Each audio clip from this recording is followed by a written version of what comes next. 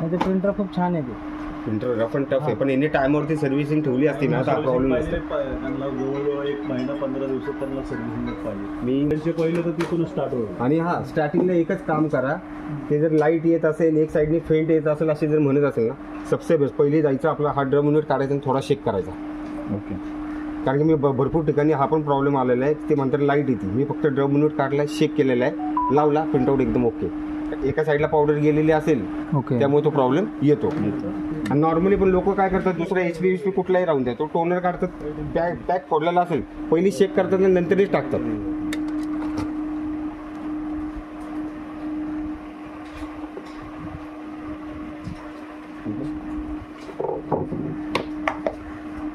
Toner आहे का? Toner तो ड्रम युनिट. तो ड्रम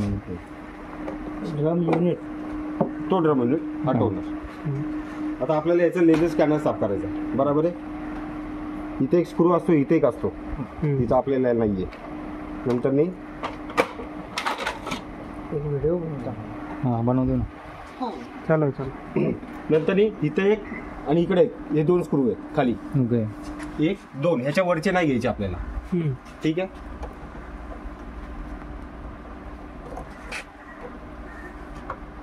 हा एक खालचा फक्त बॉडीचा जो आहे तोच घ्यायचा आपल्याला. एकदा जर ड्रम फुल भरला तर आपला टोनर तर आपले आखी प्रिंट किती निघतात एका ड्रम मधून? एका टोनर मध्ये 3000 प्रिंटआउट निघतात. ड्रम युनिट मध्ये 8 ते 10,000 निघतात. 8 ते 10,000 झाले की चेंज करायचा ड्रम युनिट. लेक्समार्क खाली आपली कार्ट्रेज त्यांना हे डेमो पेज काढून दाखवलं. ओके. 5 हे 7 ड्रम युनिट त्याला पण लेक्समार्कला हेच येतं. ओके, समजलं. म्हणून ही प्रिंट दाखवली जाते, ही जी टेस्ट प्रिंट आहे ना ही जी दाखवली. हे सोपं आहे, त्याला फक्त वरती ओढायचं 22 कधी कोपऱ्यातून येतो बस. हे लॉक. नंतर नाही 1 2 थोडक्यात मी खिमसराचाच भाऊ आहे का? हा त्याचाच भाऊ आहे.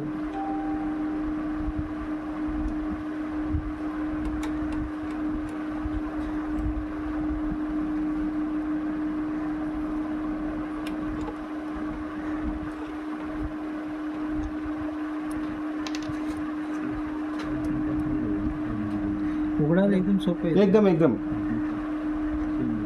खालून 2 स्क्रू काढले मरून, खालून 2 काढले मरून. मी उघडलेलं आहे ते तुमचं हवेल नाही का दापोडीचं. हा तिथलं उघडलेलं त्याने पेपर फसले सगळं फ्युजर मध्ये. आता तिकडेच जाणार आहे. हे तुमचं संपलं ना, दापोडीला चालू आहे, तिकडची सर्व्हिसिंग करून द्यायची. हे झालं. प्रिंटरला थोडं वरती करा. इथे एक लॉक आहे, इथे एक लॉक आहे, बरोबर आहे. हा एक लॉक, हा एक लॉक, बरोबर आहे. त्याला फक्त वरती टाकायचं, निघाला. सिंपल. ठीक आहे. लावताना इथं खाचे असतात. आता हे तुटलेले खाचे, त्यात इथं बरोबर असतात. ओके, ठीक आहे. आता हेचे स्क्रू काढायचे, हेचे आणि हेचे. ठीक आहे. बरेचसे स्पेअर एवढे स्क्रू तिथं नाहीये. हो, कारण काय आहे, हे आता आपल्याकडे म्हणून आपण हे सगळे स्क्रू ठेवले. तिथे ना स्क्रूज ठेवलेले नाहीत त्यांनी, फक्त पॅक केलेली. म्हणजे जो पहिला कोणा यायचा बरेचसे स्पेअर अवेलेबल का नसेल, याचे स्पेअर का नसेल मिळत. परत हो का, इथं लॉक आहे त्याला.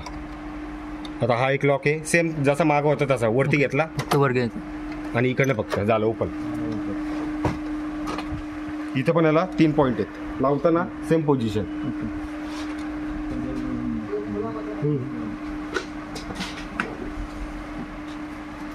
आता हा कव्हर काढताना आपल्याला पहिली हा झाकण खाली घ्यावं लागणार थोडा. त्याला फक्त वरनं पुश करायचं, ह्याला ब्लॅकला, बरोबर आहे. ते निघून जाईल तुमचं बाहेर.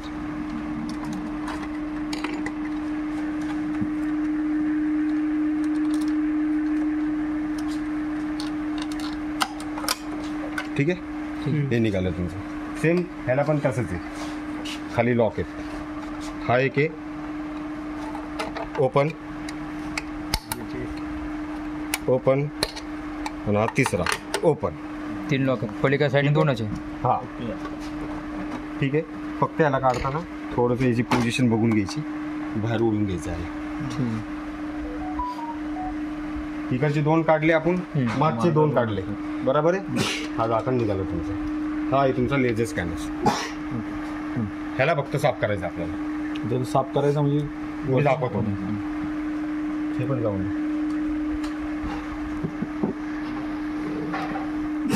हे लेझर साफ करताना पहिली आतली साफसफाई करून घ्या, कारण की आपण ही साफसफाई सोडल्या नाही. लेझर स्कॅनर साफ केला पहिली, ती खालची धूळ आपण साफ करणार, परत डस्ट वरती जाणार. मग पहिले आपलं खालचं करून घ्यायचं, back side चं करून घ्यायचं. हा. बरोबर आहे. आता ह्याला काढताना फक्त हे कनेक्शन काढून घ्या दोन्ही, बरोबर.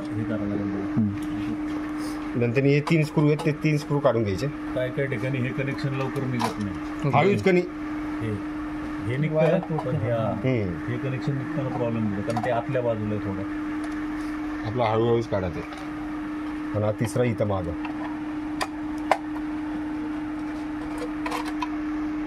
ठीक आहे.